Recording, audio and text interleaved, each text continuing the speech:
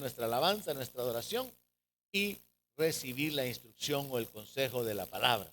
El tercero sería tener comunión entre nosotros. Continúo con la serie, lo que Jesús le enseñó a los discípulos. Continúo enfocado en el discipulado, habiendo explicado que el discipulado es un proceso de cambio, de transformación. Y yo quisiera realmente que toda esta serie que he estado compartiendo de lo que Jesús le enseñó a los discípulos, lo tomáramos de manera personal como diciendo, un discípulo hace esto, un discípulo vive de esta manera, un discípulo no hace esto, porque al final un discípulo es un imitador del Señor y la meta del discípulo es ser como su maestro, porque somos aprendices, somos seguidores del Señor. Y recuerde, a manera de introducción, que comencé esta serie hablándole de que ahora cualquiera se dice cristiano, cualquiera se dice creyente. Ahora, la Biblia nos enseña históricamente que a los discípulos se les llamó cristianos por primera vez allá en Antioquía, porque eran como imitadores, se parecían a Cristo. Y se dice, según la historia, que no se utilizó como una forma positiva de referirse a ellos, sino una forma de burla, estos cristianos, estos imitadores del Cristo, una forma de menosprecio. Pero con el tiempo, la palabra cristiano, la palabra creyente es la que se ha ido quedando establecida. Nos identificamos como cristianos, probablemente en una entrevista de trabajo, probablemente en un ambiente donde hay personas que no conocemos, somos cristianos, decimos, no ocupamos la palabra, somos discípulos, pero lo bíblico es que somos discípulos. Si es que estamos recibiendo los mandatos del Señor y recibiendo las enseñanzas del Maestro, de nuestro Señor y Maestro Jesucristo.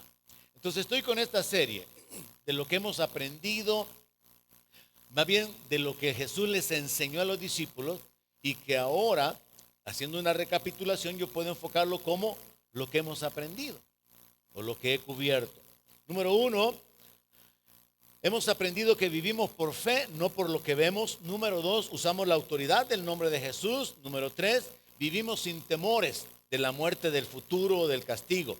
Número cuatro, sacrificamos lo carnal, lo temporal por lo espiritual. Número cinco, procuramos servir por humildad. Número seis, no buscamos privilegios ni reconocimiento de los hombres. Siete, procuramos amarnos unos a otros buscando el beneficio ajeno.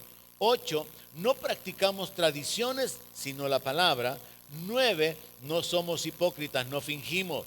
10, no exhibimos la bondad, la piedad o la justicia.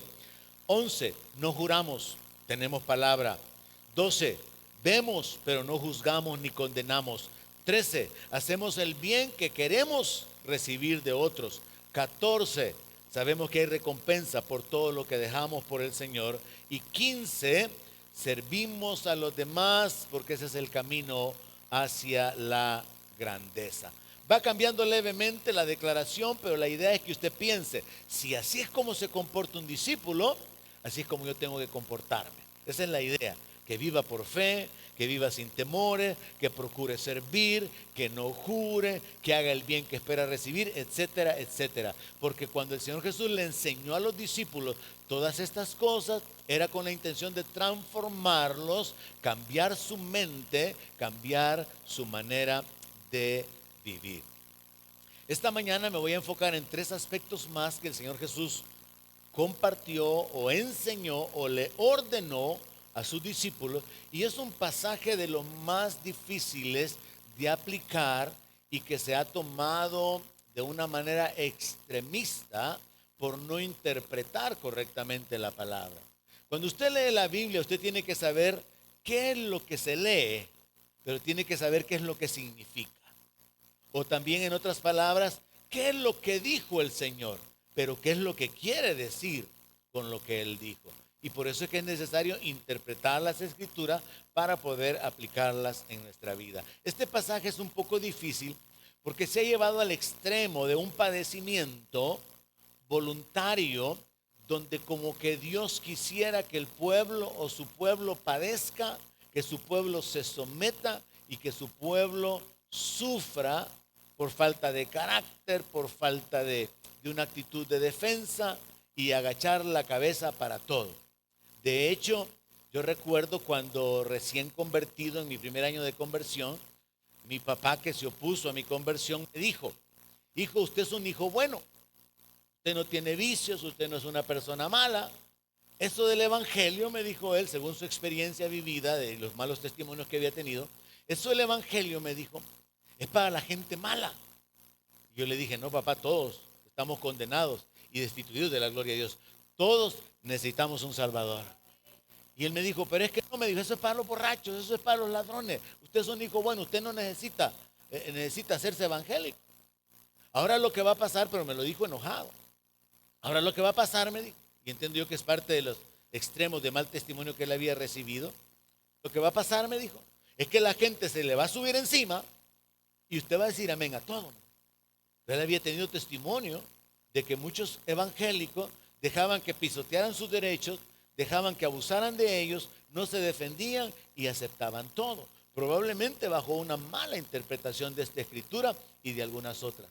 Entonces vamos a la palabra para entender de qué se trata y tener con la ayuda de Dios la aplicación correcta de ella. Mateo capítulo 5, versículo 38.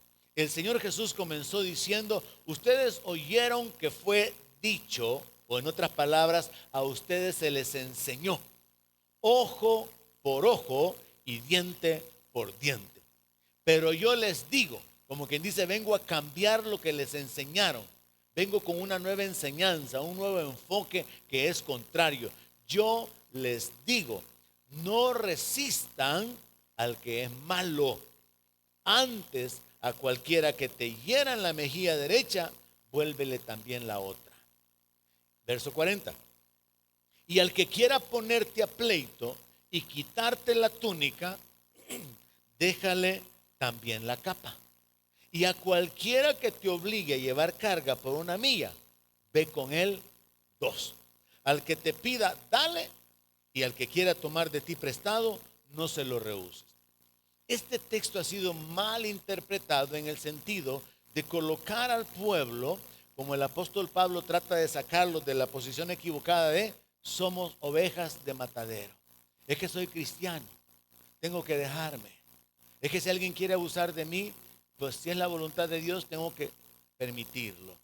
Y se ha abusado y el enemigo se ha ensañado con los creyentes por una mala interpretación de la palabra, cuando en realidad Dios tenía propósitos específicos que tenían que ver con el corazón de las personas y con ese cambio, con esa transformación. Entonces, este pasaje, desde el verso 39 hasta el 42, quitando el encabezado, que es la referencia al Antiguo Testamento, ya vamos a leer ese texto, este pasaje, desde el verso 39 hasta el verso 42, lo voy a separar en 3 divisiones. La primera división sería solo el verso 39. No resistan al que es malo. Y el enfoque o lo que Jesús quería enseñar es: no se venguen por ustedes mismos. La segunda división sería el verso 40 y el 41. Al que quiera ponerte a pleito y a cualquiera que te obligue a llevar carga. Y este enfoque sería el número 17. No vengarse sería 16. 17 sería soportar la injusticia. El Señor dio instrucciones con respecto a no vengarse, dio instrucciones con respecto a soportar la injusticia.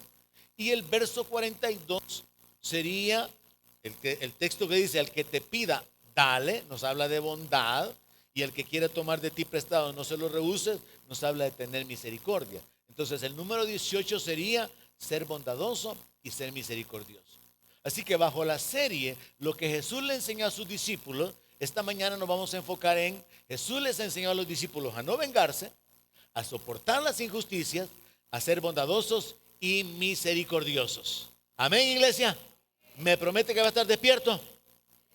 Gracias. No me vaya a estar llamando, que no voy a llegar.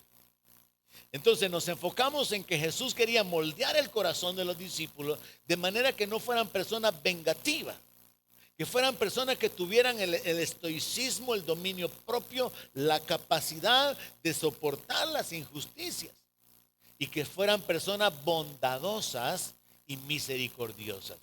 Ahora, nos metemos entonces en el detalle de lo que sería esta enseñanza y nos vamos a Éxodo 21, verso 24, donde encontramos la ley que Dios dio a través de Moisés. Éxodo 21, verso 24 dice: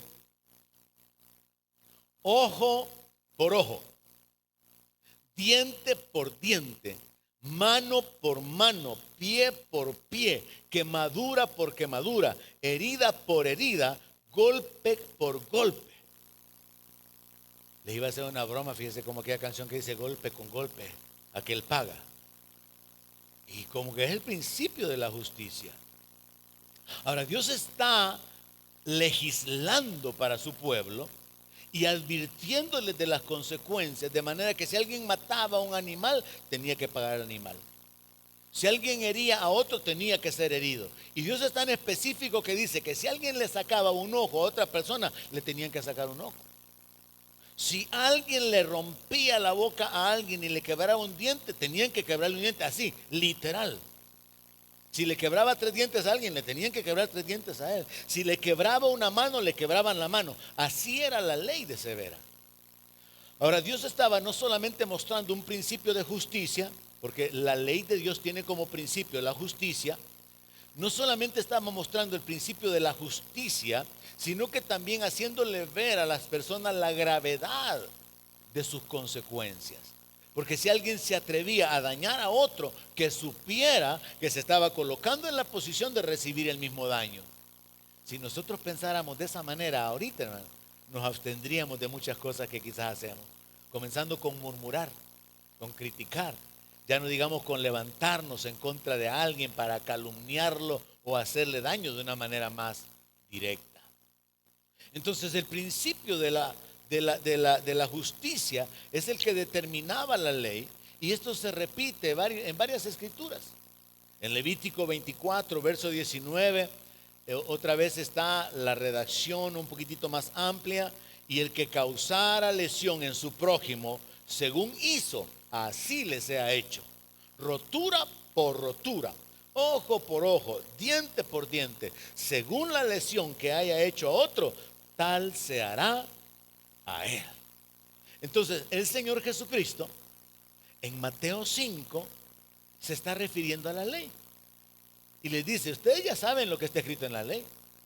Ustedes han sido enseñados, ustedes conocen la ley, ustedes oyeron que fue dicho ojo por ojo y diente por diente.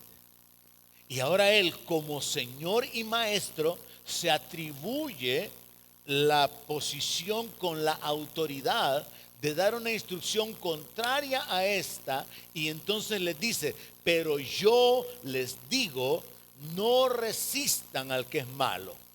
Antes, a cualquiera que les hiera la mejilla derecha, vuélvanle también la otra. Y esto se ha interpretado así como que está bien que le den y usted déjese y que le sigan dando. Aguante, porque usted como cristiano evangélico tiene que sufrir y tiene que soportar lo que los hijos del diablo le quieran hacer. Pero en realidad hay escrituras que nos hablan acerca de la manera correcta de manejar las injusticias, los atropellos, y de eso se trata esta mañana: entender qué es lo que realmente Dios quería tratar. Y lo que Dios quiere tratar es que en el corazón no exista el deseo de vengarse. Examinémoslo. Resistir es la misma palabra oponerse. Es la misma palabra que significa levantarse y ponerse de pie para atacar. Eso sí tenemos que hacerlo con el diablo, resistir al diablo. Usted se tiene que levantar, usted se tiene que poner de pie, y con el diablo sí pelee, hermano. Pero con la gente no pelee, porque su lucha no es contra sangre y carne, sino contra principados y potestades. Ahora, nosotros caemos en el error del pleito. Peleamos hasta con los mismos hermanos del ministerio. Peleamos hasta con los mismos hermanos miembros de la iglesia. Se pelea con el cónyuge, se pelean entre hermanos en la familia. Y se dan relaciones que se rompen por no entender este asunto del conflicto. Resistir significa levantarse en contra de alguien. Ahora pensemos en lo fundamental de la instrucción del Señor. Cuando se resiste a alguien malo, y ese malo tiene mañas. Está preparado para ejecutar la maldad. Cuando ese malo viene en contra de una persona buena, de una persona ingenua, de una persona sencilla, el malo toma ventaja. Entonces, como ilustración, mucha gente ha muerto porque le quisieron robar el vehículo, se opuso y al final le quitaron la vida. Y no pudo retener el vehículo o defender el vehículo o el dinero que le querían robar y terminó hasta perdiendo la vida. Así que el principio de sabiduría es que en lo fundamental no es sensato oponerse al malo, porque el malo viene preparado, viene con la intención, viene con la maldad en su corazón para poder ejecutar el daño. Entonces hay gente que ha muerto, han perdido la vida por no perder lo material, por no hacer caso de una instrucción tan simple como esta: no resistan al que es malo, porque no va a poder ganar en lo natural por la desventaja que usted tiene con respecto a aquel que ya viene con alevosía, ya viene con la intención y ya viene preparado para ejecutar la maldad. Entonces, resistir se comprende como oponerse a alguien. No nos conviene oponernos al malo como fundamento. Voy a ir poco a poco explicándolo. Resistir también se entiende como imponerse. Es decir, yo tengo el poder de hacerle daño a alguien que me hizo daño y entonces me levanto y ejecuto mi voluntad y le hago algo peor que lo que me hizo a mí. Porque tengo la autoridad o tengo el poder para poder vengarme, para poder dañar a otra persona. Pudiera suceder en relaciones de trabajo: alguien le hizo daño a una persona y esta persona se levanta, sabe cómo y terminan echando a la persona que le causó daño. Y no es relativo el daño que recibió con el daño que le hizo. Entonces, lo que el Señor está tratando es con el corazón. Es con la actitud de venganza que es normal en nuestros corazones, como gente caída, inclinados a defendernos, inclinados a actuar devolviendo el mal por el mal. Entonces, la interpretación correcta de este pasaje es, cuando dice no resistan, es: no se ponga de pie para pelear contra el malo. No devuelva mal por el mal que le han dado. No trate de vengarse. Haga como hizo David. A David, cuando iba huyendo porque Absalón se levantó en contra de él, Simei, un criado, un miembro del pueblo de Israel, se levantó para maldecirlo. Hombre sanguinario, te ha alcanzado tu maldad, Dios te ha traído todo el mal sobre tu vida. Lo maldijo. ¿Y qué hizo David? Cayó, no le respondió, no se puso a discutir con él, no se opuso. Uno de sus generales quiso matarlo y ahí se hubiera impuesto. Y David le dijo: no, déjalo, con que mi hijo se ha levantado en contra mía. Y no se va a levantar contra mí uno del pueblo de Israel. Entonces tenemos que aprender a manejar nuestras reacciones. Tenemos que aprender a manejar nuestras pasiones y en muchos casos a hacerlas morir. Y de eso se trata.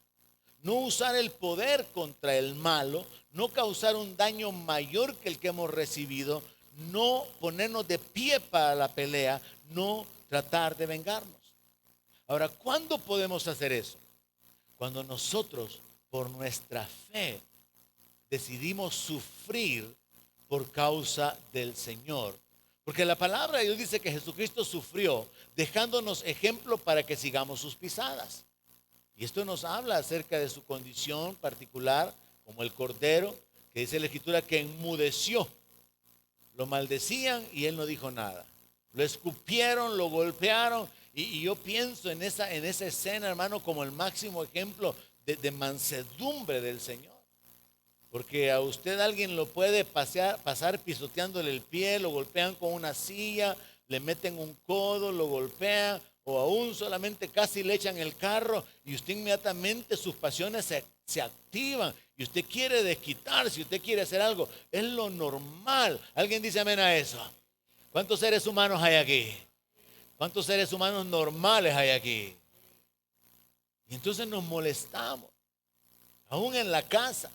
entrando a un cuarto, saliendo por la sala, los esposos chocan, los hermanos chocan, y hasta eso puede ser causa de pleito. Tened cuidado vos, mirá por dónde caminar.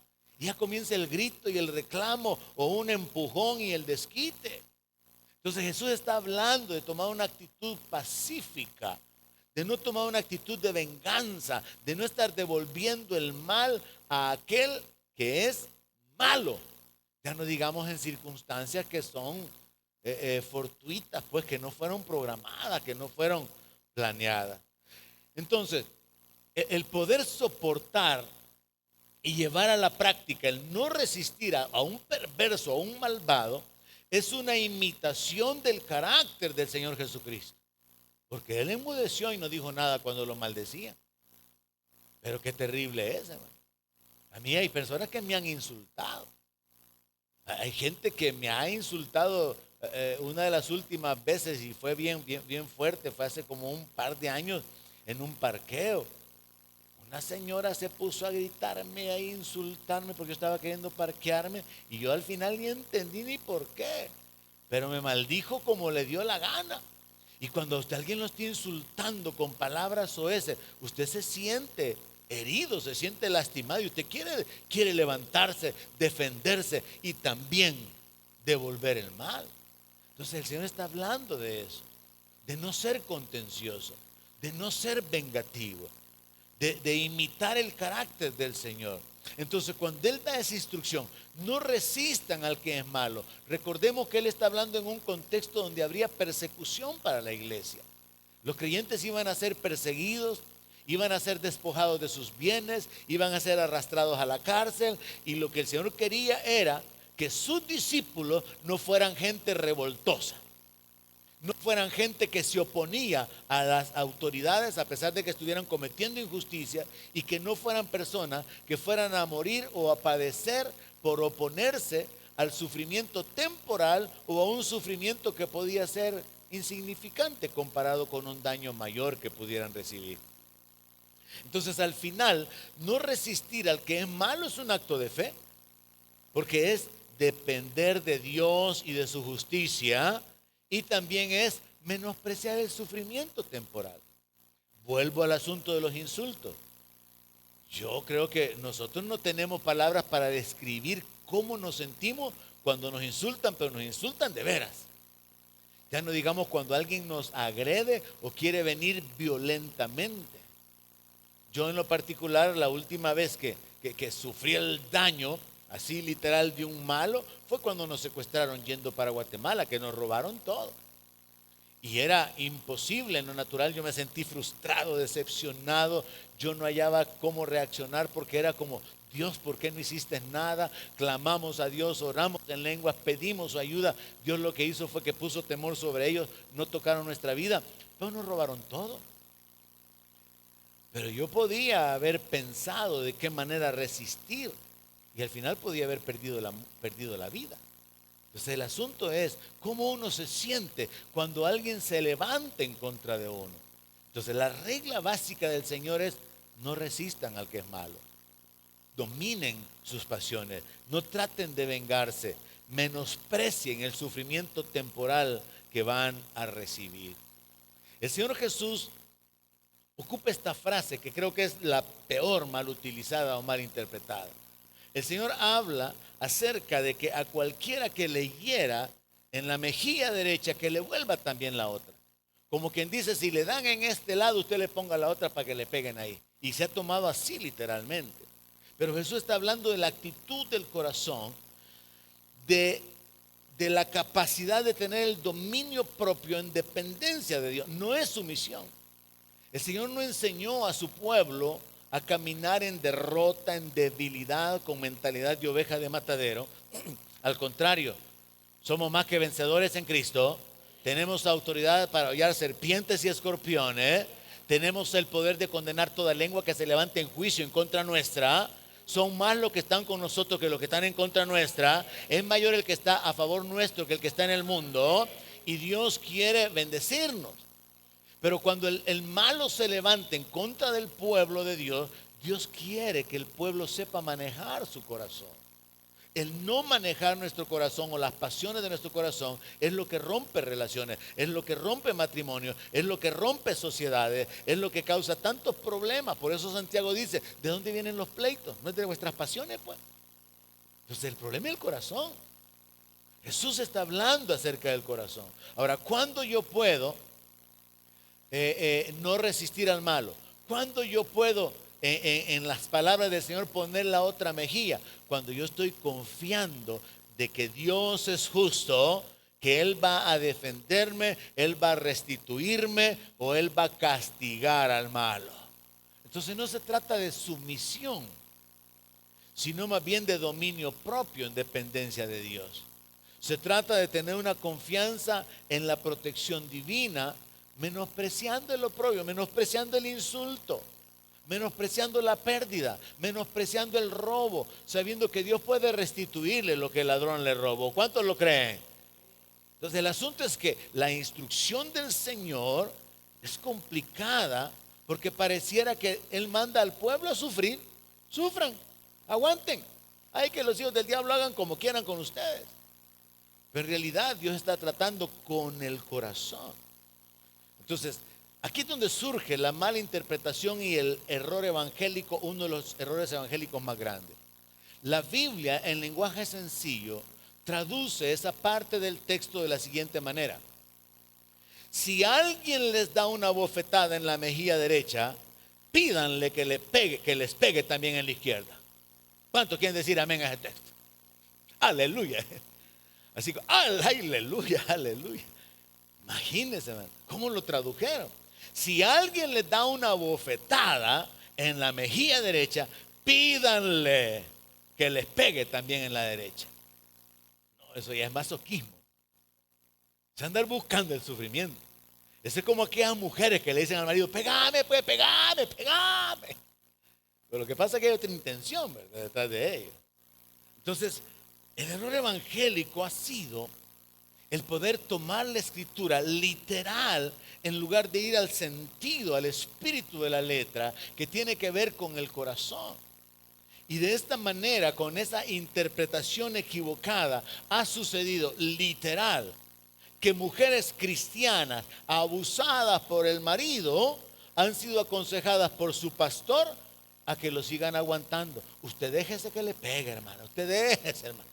¿Qué es eso? Eso no es del evangelio. Es una mala interpretación. Es una burla realmente de lo que realmente significa vivir el evangelio.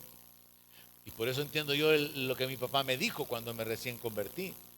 Hay jefes, y recientemente salió uno que lo metieron preso porque agarró a sopapos al empleado. Hay jefes que golpean a los empleados cristianos. Y entonces, como a muchos cristianos se les enseñó a sufrir por causa del Señor, agachan la cabeza y soportan. Dicen por ahí que ciertos asiáticos son tan malvados que le agarran a cachetada a los empleados. Y entonces, cuando el cristiano es enseñado que tiene que soportar, piensa que así es el asunto. Pero no, en realidad es algo mucho más profundo. Tiene que ver con el corazón, tiene que ver con la capacidad de vengarse y no usarla. Tiene que ver con la actitud de oponerse y terminar perdiendo más de lo que pudo haber perdido si hubiera menospreciado lo material, si hubiera pasado por alto el insulto o si hubiera pasado por alto el agravio. Al final el asunto es el corazón. Entonces tenemos que aclarar esto, que ante las injusticias el camino correcto es apoyarse en las autoridades establecidas por Dios. O sea, Dios dice por un lado, por ejemplo, no matarás.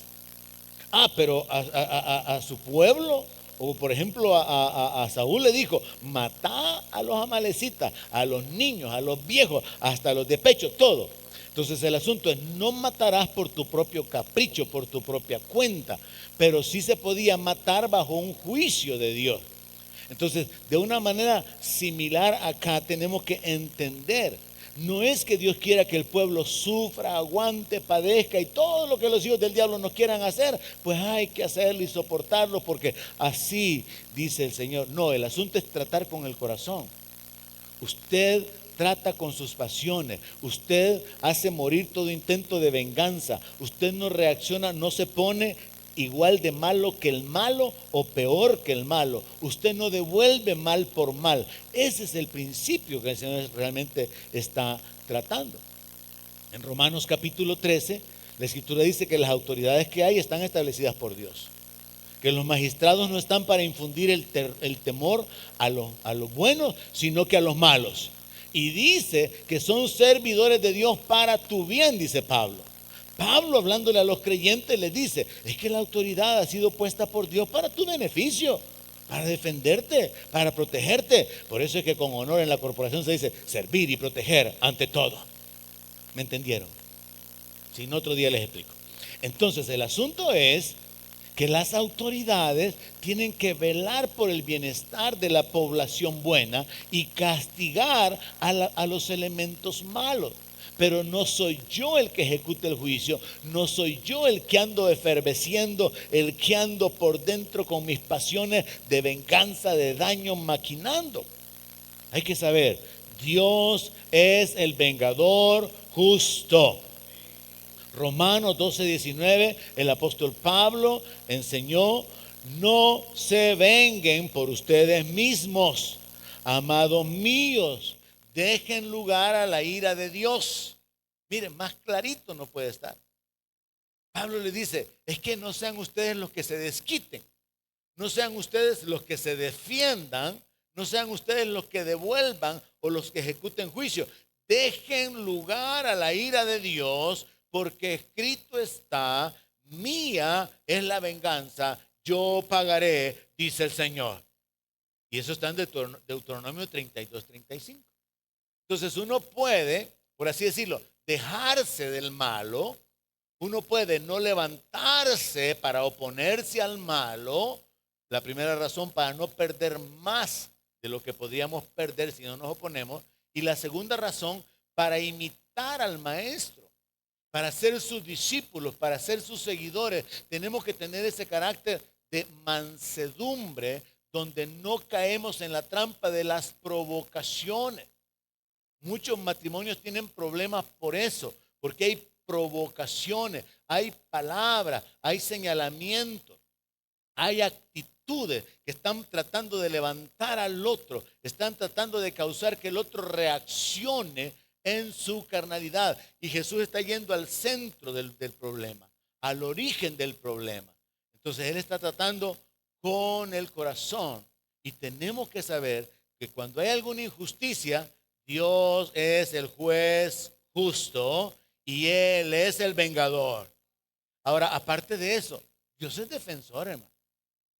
Dice la palabra de Dios en Isaías 49:25. Tu pleito yo lo defenderé, dice el Señor. Qué bueno es que usted sepa que Dios lo va a defender. Pero usted tiene que estar en el lado correcto. Porque usted no puede estar esperando que Dios lo defienda y usted es el injusto. Tiene que estar en la posición donde usted ha sido abusado, donde se están violando sus derechos para que Dios lo defienda. Porque el Salmo 68, verso 5 dice que padre de huérfanos y defensor de viudas es Dios en su santa morada. Entonces Dios no quiere ni está mirando desde el cielo toda la injusticia, toda la maldad. Eso es lo que quiero, que mi pueblo sufra, que aprendan humildad, que sigan sufriendo, que lloren, que les hagan todo lo que sea. No, Él va a traer a juicio toda obra. Él va a retribuir, Él va a castigar a todos aquellos que han oprimido a su pueblo a lo largo de los siglos. Él es el juez, Él es el vengador y Él es también nuestro defensor. Entonces entendamos que lo que el Señor Jesús está enseñando a los discípulos es a no vengarse, a no resistir, a actuar de una manera que revela un dominio propio que le permite como exponer la otra mejilla, no pidiendo recibir más golpe, sino con la confianza, Él es juez. Y quizá uno de los máximos ejemplos de imitar esta conducta del Señor es aquel testimonio de Nicky Cruz, que se convirtió cuando el pastor David Wilkerson le fue a predicar el evangelio. Es una historia muy antigua, de allá por los 70. Nicky allá en Nueva York, con el Bronx o no sé dónde, estaba siendo evangelizado por David Wilkerson. Era un predicador que llegaba a predicarles a Cristo a todos estos pandilleros. Y él llegaba y un día Nicky Cruz se levantó y con la cuchilla y le dijo que le iba a matar, que lo tenía cansado ya de estar predicando a Cristo. Y Nicky ciertamente se había levantado en ese momento para matar al pastor David. Y David le dijo algo así como esto: aunque me cortes en pedazos, cada pedazo de mi cuerpo te va a decir que Cristo te ama. Y cuando le habló con la unción, el respaldo, la presencia de Dios sobre su vida, Nicky quedó desarmado y se puso a llorar, cayó de rodillas. Porque Dios es defensor, Dios es nuestro respaldo, Dios es nuestro ayudador. Él puede librarnos, pero lo que Él quiere es que también nuestro corazón sea transformado, sea cambiado. Y por eso es que los mártires estaban dispuestos a dar su vida dando testimonio de su fe en el Señor. Los mártires no se oponían, como Esteban. Estaban orando mientras lo estaban apedreando. Entonces, es un asunto del carácter. ¿Cómo es su carácter? ¿Cómo se comporta usted cuando alguien le hace daño? Se comienza a levantar, comienza a hervir dentro de usted y a planear cómo desquitarse, cómo vengarse. ¿O ya tiene en su corazón esa disposición de la cual Jesús habla? Ese es el punto. Los discípulos del Señor no se vengan. Ese es el número 16. Amén. Número 17. Los discípulos del Señor soportan las injusticias. Verso 40 y verso 41. Al que quiera ponerte a pleito y quitarte la túnica, déjale también la capa. Y a cualquiera que te obligue a llevar carga por una milla, ve con él 2. Este es el pasaje que se ha utilizado para presentar cristianos débiles, cristianos abusados, cristianos que soportan todo y solo agachan la cabeza y solo sufren porque es que el Señor Jesús lo enseñó. No, lo que el Señor Jesús enseñó es que había que tener tal dominio propio y tal actitud espiritual para poder soportar las injusticias temporales, para evitar caer en pleito. Regresemos al verso 40, luego analizamos el 41. Al que quiera ponerte a pleito. Dice el apóstol Pablo que el siervo de Dios no debe de ser contencioso, sino que con mansedumbre corrija a los que están equivocados, hablando de doctrina, para sacarlos del error. Hablando acerca de discusiones sobre la palabra. ¿Hay predestinación o no hay predestinación? ¿Cubrirse la cabeza o no cubrirse la cabeza? ¿Ministerio de danza o no ministerio de danza? Contender sobre doctrina, contender sobre palabra, con mansedumbre.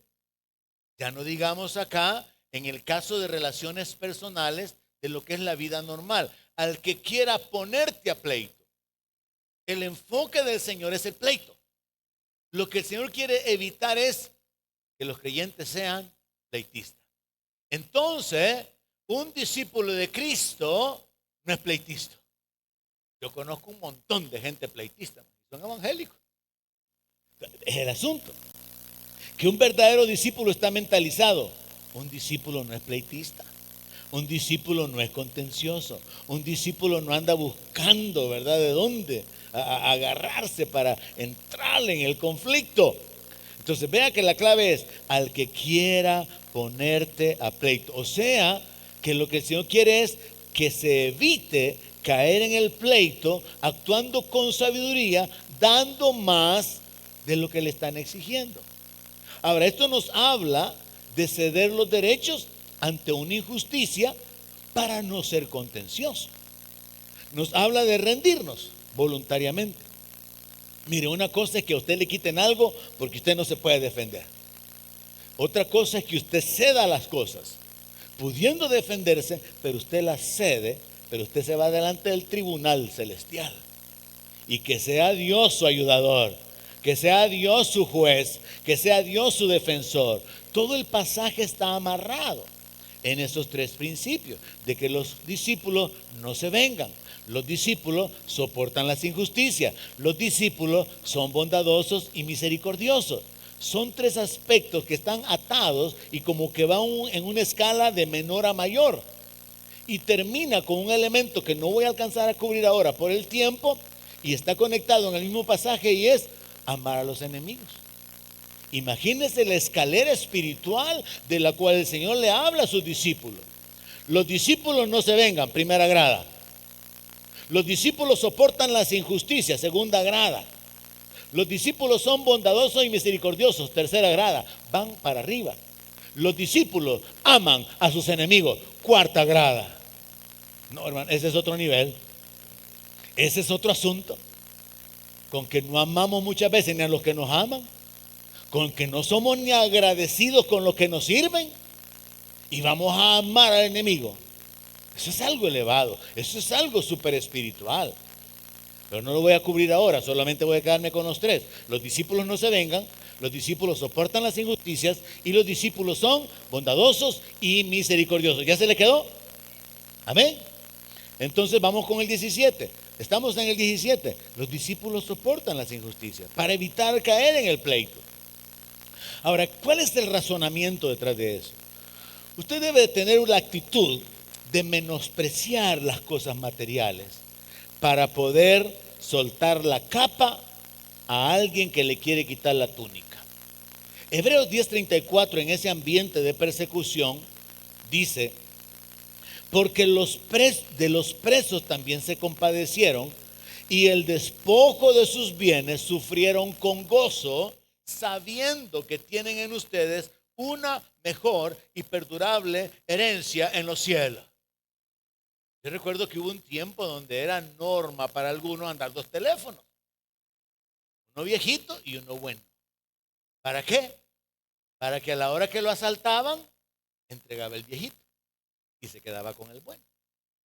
Entonces, ¿qué razón para lamentar habría si le robaban el viejito? No, al contrario, había gozo. Pero me robaron el viejito, entregué el viejito, me lo bajé, los engañé.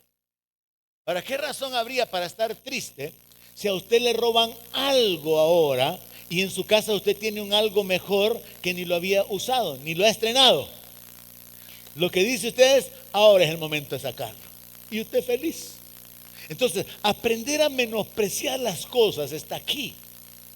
Aprender a valorar las cosas o a menospreciarlas es una decisión en la cabeza. Por eso el apóstol Juan dice: no amen al mundo ni las cosas que están en el mundo.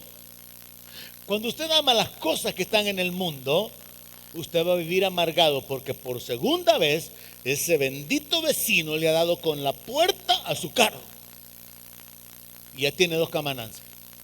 Y usted cuidando la carambada de hierro y de este montón de latas y plástico. Y usted se va a desvivir por lo material. Usted va a sufrir. Entonces, cuando usted aprende a menospreciar las cosas materiales, usted puede sufrir el despojo de sus bienes con gozo, porque usted sabe que usted tiene algo mejor reservado por Dios. ¿Alguien lo tiene aquí? No muchos. Pero es un asunto de entender. No solamente los sufrimientos son temporales, sino las riquezas terrenales son temporales. Las cosas se arruinan. Yo estaba pensando, mire, ¿qué tanto dura algo nuevo? Hasta que se ocupa. Un vehículo ya sacado de la agencia, inmediatamente vale menos. Un año de uso, ese vehículo ya perdió valor.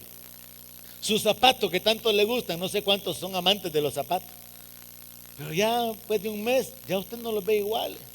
Ya están viejos. Cartera, todas las cosas, todo se envejece. Todo pierde valor. No podemos vivir aferrados a las cosas. Entonces el Señor Jesús está enseñando: al que quiera ponerte a pleito, quitarte la túnica, déjale también la capa, para no caer en el pleito. Dar hasta más de lo que le exigen, ceder los derechos ante una injusticia para no ser contencioso. Y recordemos la aclaración, que ante las injusticias el camino correcto es apoyarse en las autoridades establecidas por Dios. Pero el enfoque del Señor es al que te quiera poner a pleito, al que te quiera llevar a juicio, al que te quiera llevar a los tribunales. Levantémonos a otro nivel. Si alguien lo demanda, hay una sociedad, hay capital de por medio, hay dinero ahí por el cual se está discutiendo o litigando o en desacuerdo. Si quieren quitarle una herencia, ¿a cuánto les ha pasado eso? ¿A cuántos cristianos les ha pasado eso? Que hermanos en la carne, aprovechándose que aquel es evangélico, a aquel no le demos nada. Porque a ese los pastores le enseñan a que se deje, a que agache la cabeza. Entonces, se aplica la palabra en otra esfera más elevada al que quiera llevarte a juicio, al que quiera llevarte a tribunales. La intención del Señor es que no haya maldad en el corazón, que no haya codicia. Jesús le enseñó eso a un hombre que le dijo, Señor, le dijo, decile a mi hermano que parta la herencia conmigo. Y Jesús le dijo, ¿y quién me ha puesto a mí por juez? Y no solamente eso, sino que le dijo, guárdense de toda avaricia. Les dijo, no anden codiciando las cosas, no anden sobre, no anden peleando por los bienes materiales. Entonces el corazón de un discípulo es un corazón que entiende que las cosas temporales, las cosas terrenales no tienen tanto valor como las cosas espirituales y no va a entrar en pleito por ellas.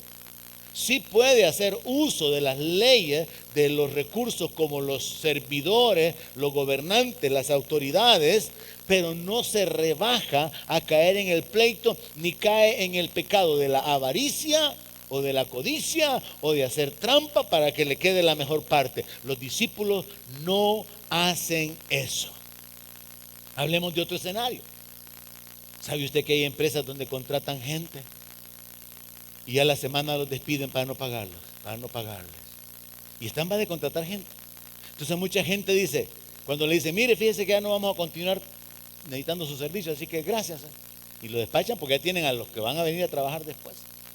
Entonces mucha gente en su mentalidad natural, y mire, ¿cuándo me van a pagar? Ah, mire, venga dentro de 15 días a ver si ya le sacamos su cheque. Llegan y no se lo pagan.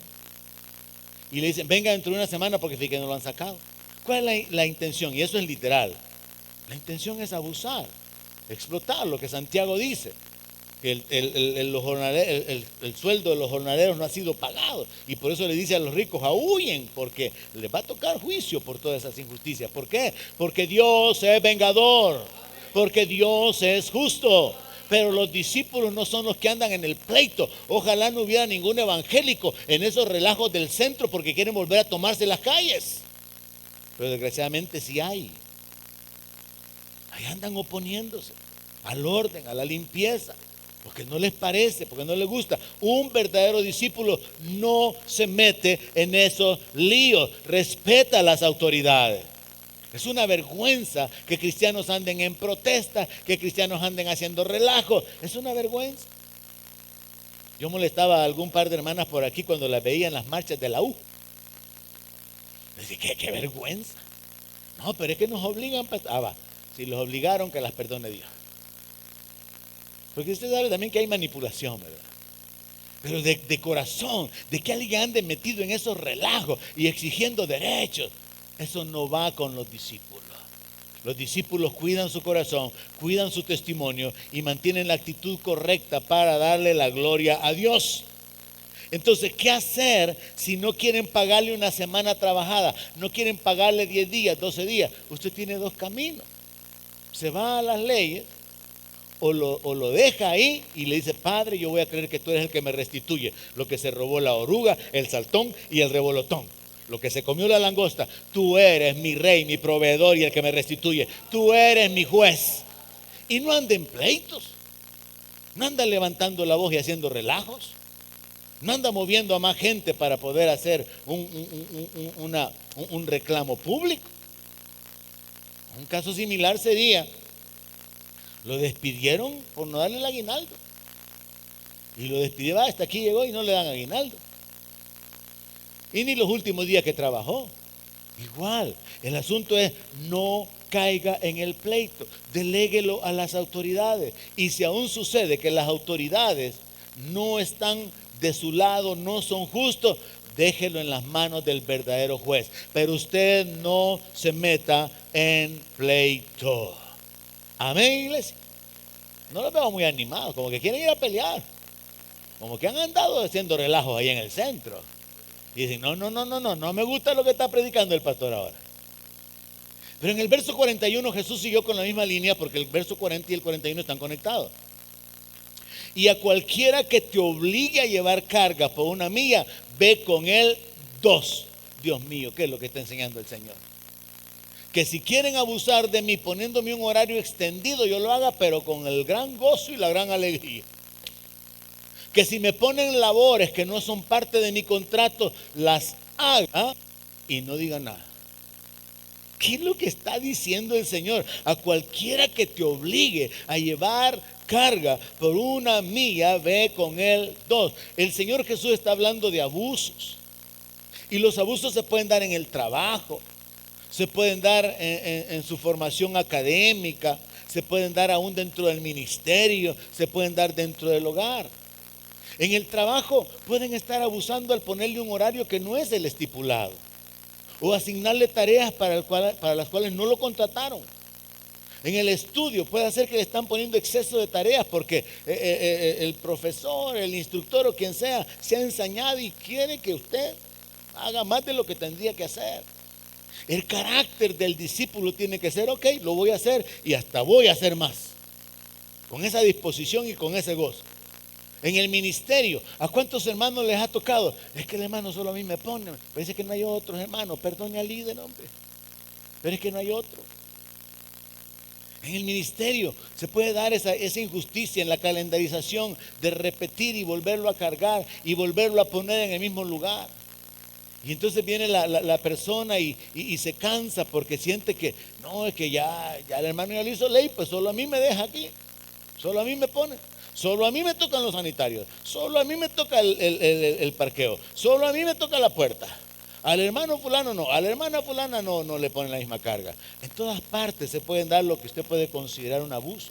En el hogar pueden haber exigencias de parte de un esposo que no considera el trabajo de la esposa y viceversa. Exigencias de una esposa que no mira al hombre que está trabajando, que llega sudado y todavía quiere que llegue a lavar los platos. Todavía quiere que llegue a hacer las cosas domésticas. Ahora, solo eso es un asunto ya aparte de equilibrar, ¿verdad? El cómo llevar la vida doméstica cuando los dos trabajan y cooperar juntos en la convivencia.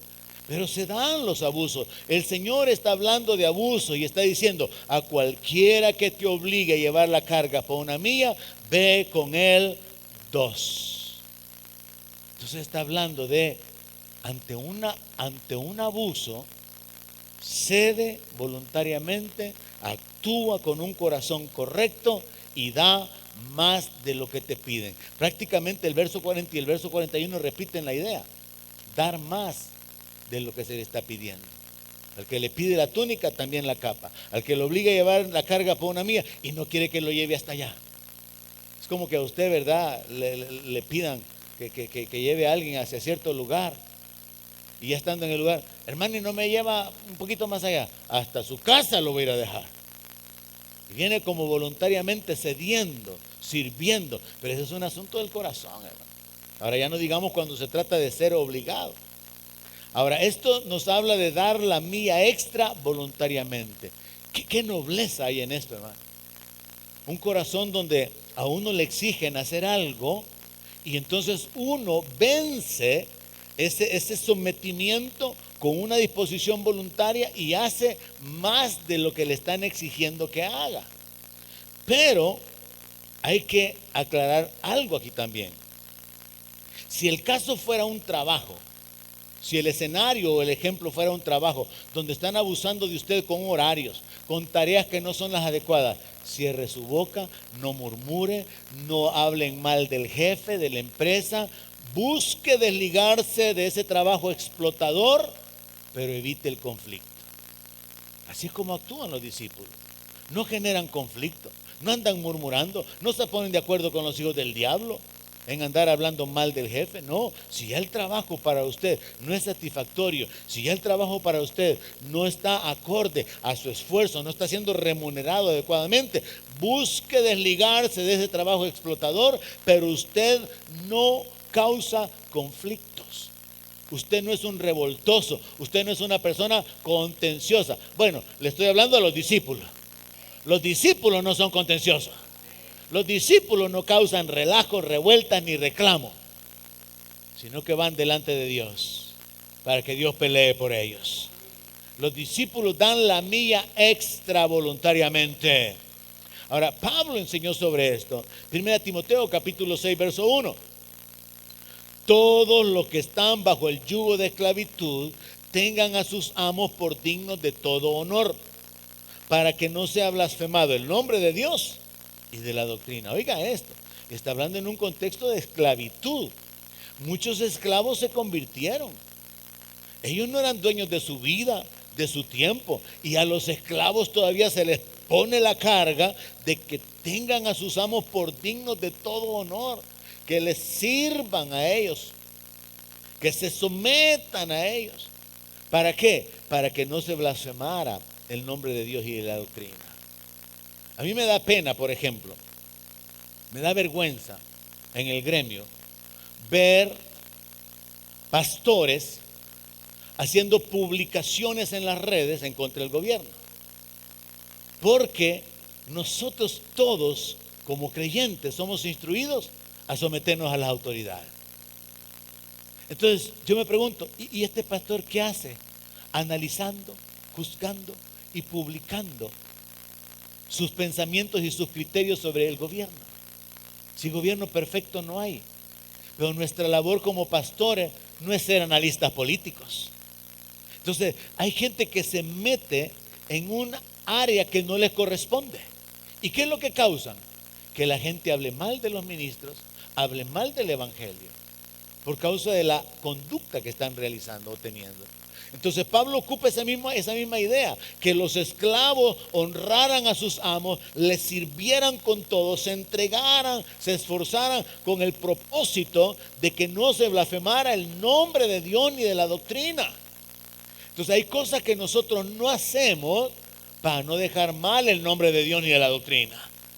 Hay cosas que sí hacemos para dejar bien el nombre de Dios y de la doctrina. ¿Alguien me está entendiendo? Entonces lo correcto aquí entre el verso 40 y 41 es aprender a ceder nuestros derechos por causa del Señor. Tener el espíritu correcto de sufrir y no agredir. Porque mire, hermano, al final, delante de Dios como juez, es mejor que usted haya sido el que recibió la agresión a que usted haya sido el agresor. Amén.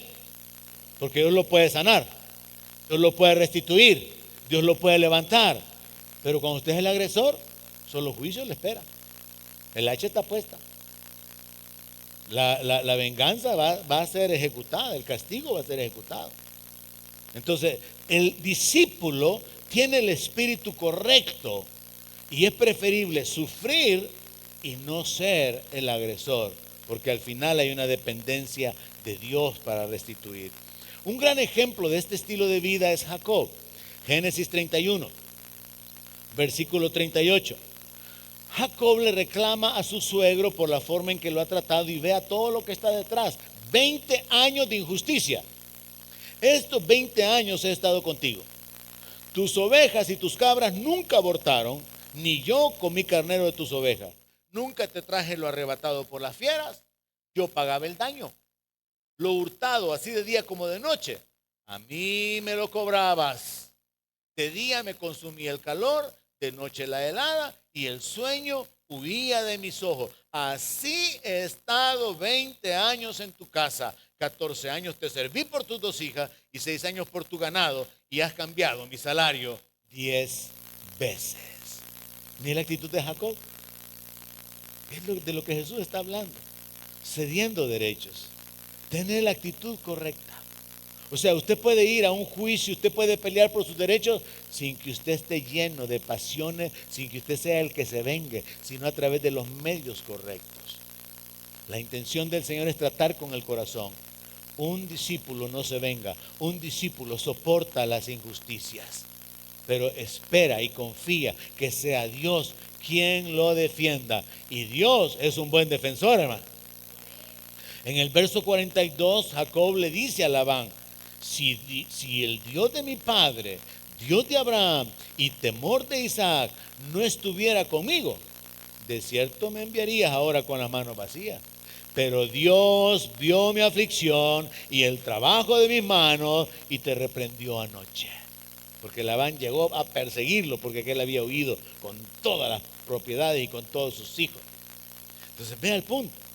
Confiar en que Dios está con nosotros, que Dios mira nuestra aflicción, Dios mira la injusticia y Él se levanta a favor de su pueblo para defenderlo, para levantarlo, para restituir lo que el ladrón se ha robado.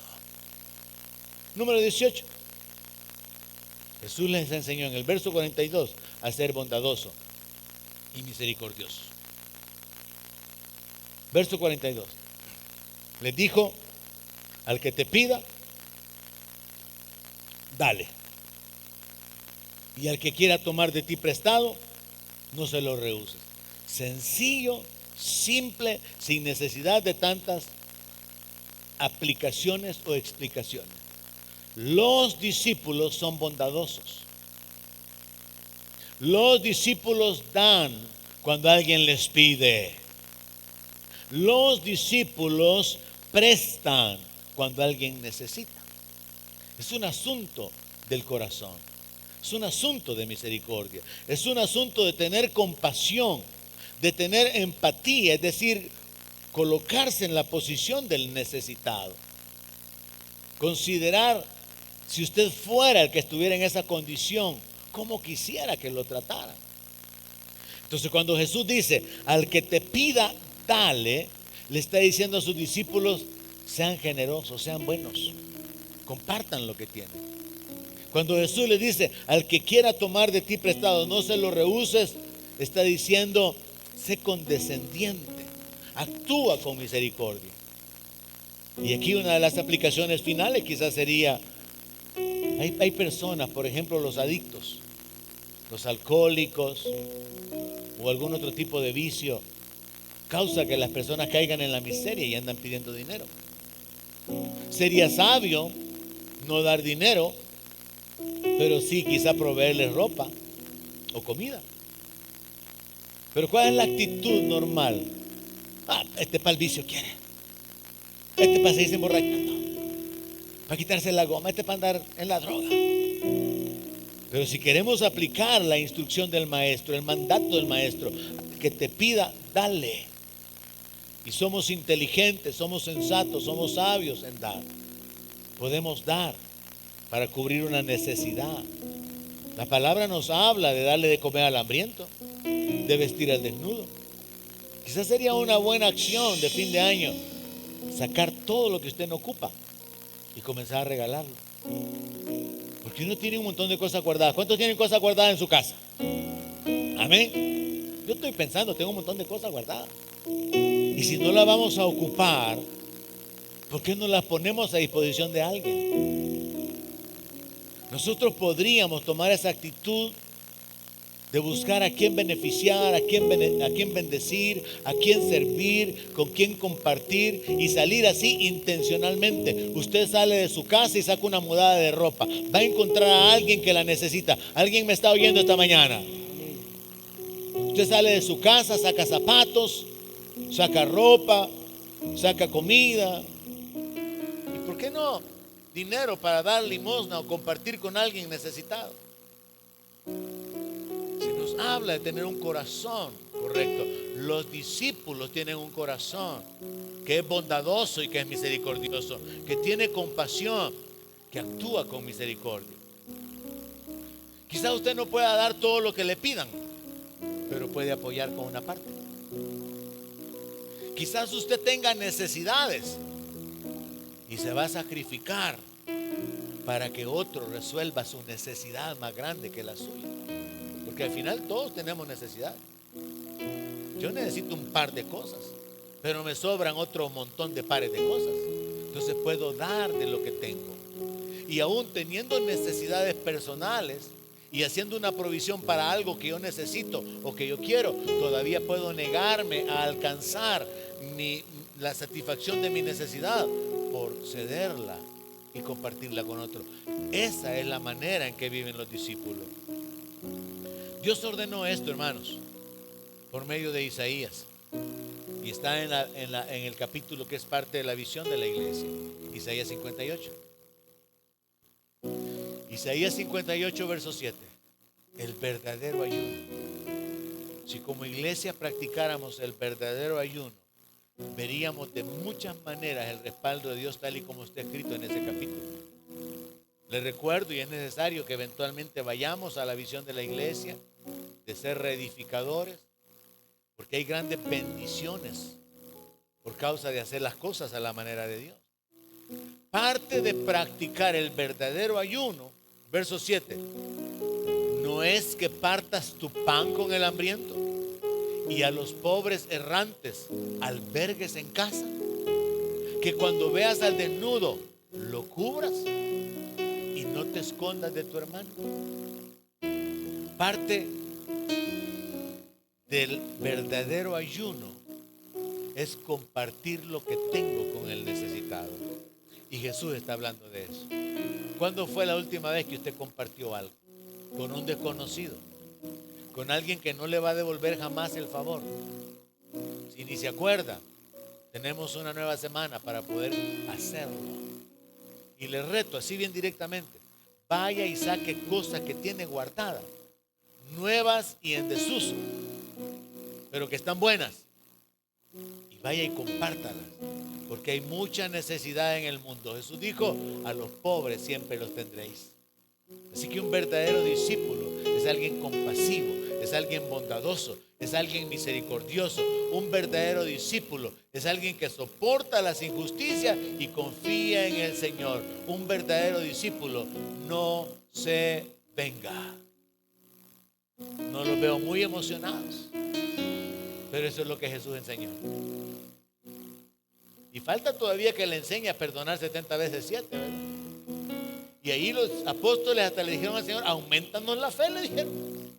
Mire, para echar fuera demonios no le pidieron que les aumentara la fe, pero para perdonar sí.